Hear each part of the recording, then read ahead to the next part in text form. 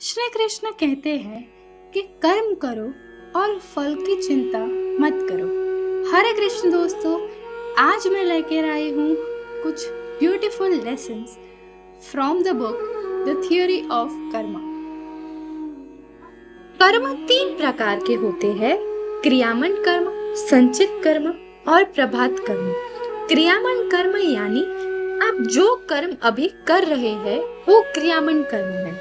संचित कर्म यानी कि आपके पास्ट कर्म। प्रभात कर्म बहुत ही सिंपल तरीके से अगर मैं आपको समझाऊं तो संचित कर्म एक सीड है और प्रभात कर्म उसका फ्रूट है।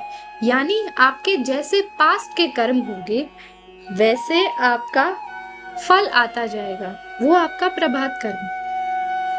लेकिन ये समझना काफी आवश्यक है कि आपको कौन सी चीजों के लिए डेस्टिनी पे डिपेंड रहना है और किस चीजों के लिए आपको एफर्ट लगाने हैं। जैसे आप अगर करोड़पति बनेंगे तो ये आपकी एक डेस्टिनी है, प्री डिफाइन है।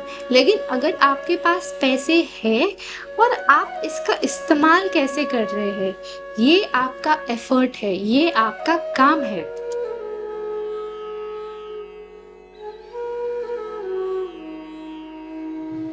इस किताब में मनुष्य के 4 लक्ष्य बताए गए हैं।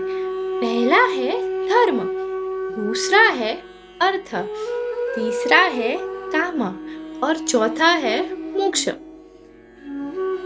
धर्म यानी कि आपकी ड्यूटी या मॉरल वैल्यूज, अर्थ यानी कि वेल्थ, मटेरियल चीजें, काम यानी कि डिजायर, मोक्ष यानी कि लिबरेशन यानी कि लाइफ और डेथ के साइकिल से छुटकारा। इस बुक में कहा गया है कि मनुष्य को केवल धर्म और मोक्ष पे फोकस करना चाहिए।